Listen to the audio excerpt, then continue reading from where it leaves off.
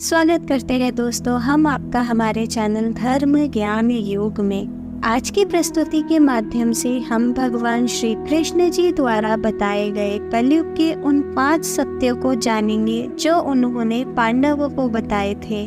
दोस्तों, जुए में छल से सब कुछ हारने के बाद जब पांडव वन में जा रहे थे, तभी सहदेव ने भगवान श्री कृष्ण जी से पूछा कि हमने तो ऐसा कोई बड़ा पाप नहीं किया, फिर भी हमें इतना बड़ा दंड क्यों मिला। तभी श्री कृष्ण जी ने कहा, प्रिय सहदेव, द्वापर युग अपने अंतिम चरण पर है। यह सब जो हो रहा है वह आने वाले कलयुग का प्रभाव है। सहदेव ने श्री कृष्ण जी से पूछा कि हे वासुदेव, कलयुग तो अभी आया भी नहीं और उसका इतना भयंकर परिणाम क्यों? जब कलयुग आरंभ हो जाएगा तो क्या परिणाम होगा? भगवान श्री कृष्ण जी ने कहा, आप सभी भाई वन में जाइए और वहाँ जो कुछ भी दिखे आकर मुझे विस्तार से बताना। उसी आधार पर मैं आपको कलयुग की गति के बारे में बता पाऊंगा। भगवान श्री कृष्ण जी के ऐसा कहने पर पांचों भाई वन में अलग अलग दिशा में चले गए। कुछ समय बाद पांचों भाई वन में जाकर वापस लौट रहे थे तो आश्चर्य से भरे हुए थे। भगवान श्री कृष्ण जी ने मुस्कुराते हुए कहा, अब आप लोग बताइए कि आपने क्या क्या देखा। सबसे पहले युधिष्ठिर ने बताया कि हे योगेश्वर, मैंने 2 सूंड वाले एक हाथी को देखा, इसका क्या अर्थ है? तब भगवान श्री कृष्ण जी ने कहा, इसका अर्थ यह है कि कलयुग में ऐसे लोगों का राज्य होगा जो दोनों ओर से शोषण करेंगे, बोलेंगे कुछ और करेंगे कुछ और। ऐसे ही लोगों का राज्य कलयुग में होगा।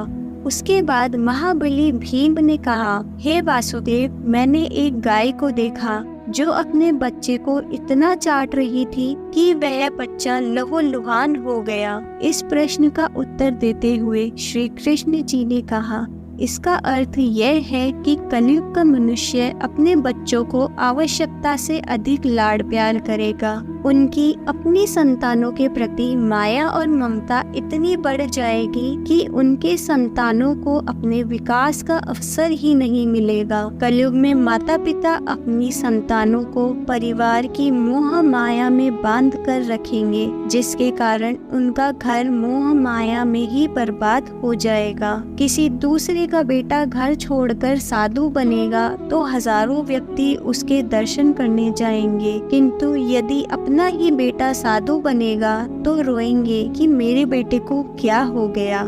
अर्जुन ने कहा कि हे योगेश्वर, मैंने जो देखा वह तो इससे भी अधिक आश्चर्यजनक था। मैंने देखा एक पक्षी के पंखों पर वेद की ऋचाएं लिखी हुई थी और वह पक्षी एक मुर्दे का मांस खा रहा था। इसका क्या अर्थ है? इस पर भगवान श्री कृष्ण जी ने मुस्कुराते हुए कहा कि कलयुग में ऐसे लोग होंगे जो बड़े बड़े ज्ञानी और ध्यानी कहलाएंगे। वह ज्ञान की चर्चा तो करेंगे लेकिन उनके आचरण राक्षसी होंगे। बड़े पंडित एवं विद्वान कहलाएंगे, किंतु वे यही देखते रहेंगे कि कौन सा मनुष्य मर जाए और हमारे नाम संपत्ति कर जाए। चाहे कितने भी बड़े लोग होंगे, किंतु उनकी दृष्टि हमेशा दूसरे के धन और पद पर ही टिकी रहेगी। सत्पुरुष तो बहुत ही कम मिलेंगे। नकुल ने कहा, भैया, मैंने देखा कि एक बहुत बड़ी चट्टान पर्वत से गिरी, बड़े बड़े वृक्ष भी उसे नहीं रोक पाए, किंतु एक अत्यंत छोटे से पौधे का स्पर्श होते ही वह चट्टान वहीं पर स्थिर हो गई। इसका अर्थ बताते हुए भगवान श्री कृष्ण जी ने कहा, कलयुग में मनुष्य का पतन हो जाएगा और उस पतन को धन और बड़े बड़े सत्ता रूपी वृक्ष रोकने में असक्षम होंगे, किंतु हरि नाम के एक छोटे से पौधे से मनुष्य जीवन का पतन होना रुक जाएगा। अतः कलयुग में हरि नाम ही मोक्ष एवं मुक्ति का एकमात्र मार्ग होगा। सबसे अंत में सहदेव ने कहा, हे मधुसूदन, मैंने देखा कि 7 कुएं थे और आसपास के कुओं में पानी है, किंतु बीच का कुआं खाली है। बीच का कुआं गहरा था, फिर भी पानी नहीं है। ऐसा कैसे हो सकता है और इसका क्या अर्थ है?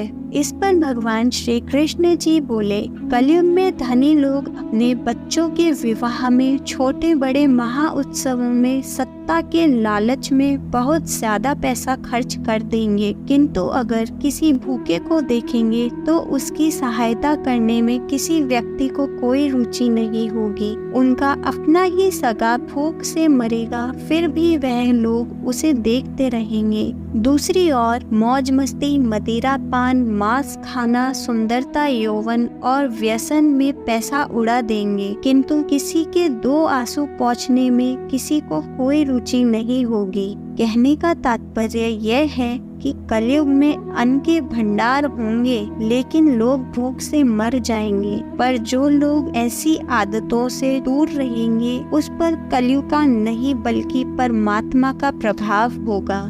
दोस्तों, यह है कलयुग के 5 सत्य जो भगवान श्री कृष्ण जी ने पांडवों को बताए थे, और आज यह सब हम अपने आसपास भी देख रहे हैं। दोस्तों, इन सभी बातों को अपने जीवन से जोड़कर देखें तो आप पाएंगे कि कलयुग के प्रभाव से यह सभी अवगुण हमारे अंदर हैं। लेकिन इस कहानी के माध्यम से कुछ सीख लेकर हमें अपने जीवन में आवश्यक बदलाव लाना चाहिए, ताकि हमारे जीवन में कलयुग का नहीं बल्कि परमात्मा का प्रभाव हो। जय श्री कृष्णा।